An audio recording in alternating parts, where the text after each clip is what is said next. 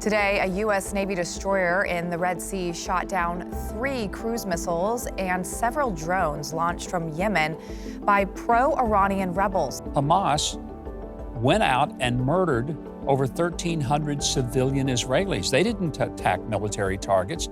They attacked defenseless, non-combatant civilians. We as the Jewish state must ready ourselves to combat those who have such sinister intentions against us. We begin tonight with Israel's war with Hamas and growing pressure on Israel to get some humanitarian aid into Gaza, which has been under a blockade for almost 2 weeks.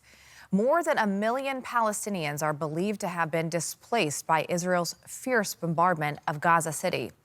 Now that Israel has agreed to let in aid, it's a question of how. Also today, the finger-pointing continued over Tuesday's bombing of a Gaza hospital. Hamas and its supporters continue to blame Israel, despite clear evidence that an Israeli airstrike did not cause the explosion. The U.S. believes the culprit was a misfired missile from Islamic militants. Today, a U.S. Navy destroyer in the Red Sea shot down 3 cruise missiles and several drones launched from Yemen by pro-Iranian rebels. The Pentagon says they may have been targeting Israel. And also today, the State Department issued a rare worldwide caution to Americans abroad, warning them to exercise increased caution due to the risk of terrorist attacks. We're joined now by former Arkansas Governor Mike Huckabee, the host of Huckabee right here on TBN. Governor, welcome back to the show. Always good to see you. Thank you, Lindsay. Great to be back.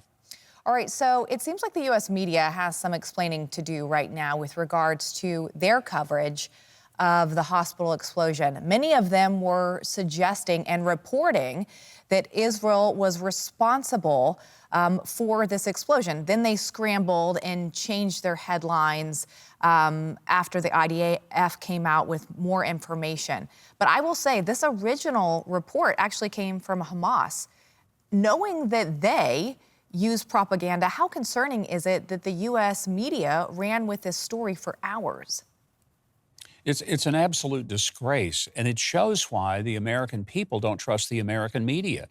They took Hamas at its word. I mean, this is an organization that just 12 days before had engaged in violent, vicious rapes of young women, burning elderly people alive in their wheelchairs, cutting off the heads of babies and burning their bodies in front of their parents, and taking Americans and Israelis hostage, including an 84-year-old Holocaust survivor. So that's your source for the information. And for an American media organization to run with it, to even give it any credibility whatsoever in the early moments following that explosion is absolutely outrageous. And then even worse, when the Israelis really divulged clear evidence, repeated evidence from several angles, video, audio, geolocation techniques, and showed that it absolutely came from within the borders of Gaza, even then the media would say, well, there's 2 sides to the story. No, there are not 2 sides to this story. There's one side. It's the truth. And that's the only side that ought to matter. But unfortunately, we have a totally disgraced and discredited media today. So let me ask about this, because even before Hamas attacked Israel, they created their own humanitarian crisis in Gaza. It has been described as an open-air prison. And now you look at some of the pictures since Israel has been starting their bombardment on Gaza City. It feels apocalyptic. It looks apocalyptic. What is the responsibility of Israel and the U.S. to get aid to these millions of civilians who are there and they're in desperate need of food and water? With the risk of sounding harsh, it is not the responsibility of the U.S. and Israel to get that aid in there. It's the responsibility of Hamas to surrender so that they can spare their people the suffering. This is all because of one reason. Hamas went out and murdered over 1,300 civilian Israelis. They didn't attack military targets. They attacked defenseless, non-combatant civilians, women, children, entire families. The reason that there is suffering in Gaza is because of Hamas. And it's not just the war. People in Gaza were suffering before because, for example, the water lines that our tax dollars help pay for, What did they do in Gaza? They dug them up and made rockets out of them instead of bringing water to the homes of the families. Every dime of aid that basically goes to Gaza gets wasted and turned into weaponry to be used to kill Jews.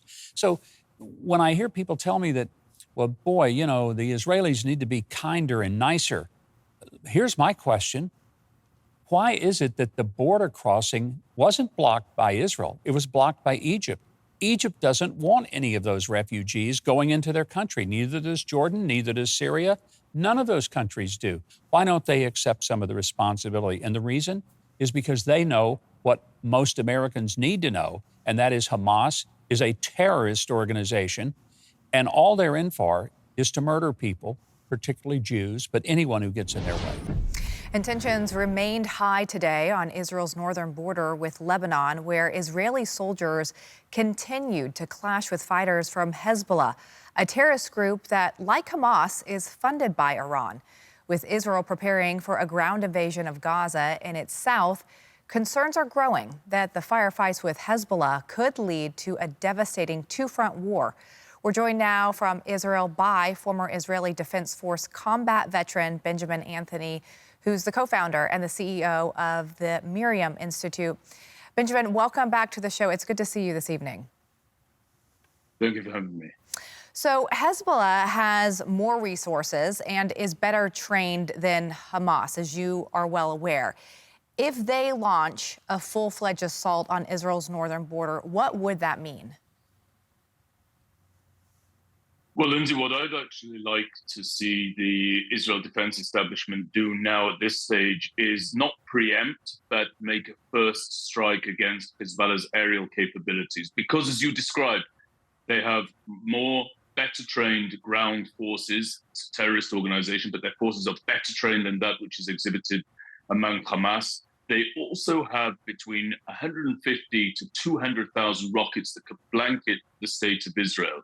Now, what we're seeing at the moment is a low-level conflict between Israel and Hezbollah.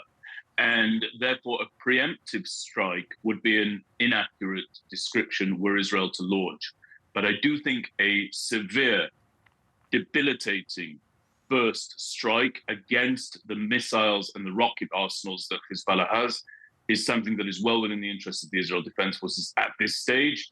But there are a lot of questions circulating. For example, though President Biden was extremely supportive in his messages to Israel during his visit to the country yesterday, and that's something for which we're appreciative, there are many who believe that he urged Prime Minister Netanyahu to avoid opening a front on our northern border with Hezbollah at all costs.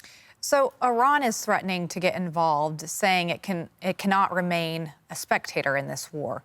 How serious is Israel taking their threats?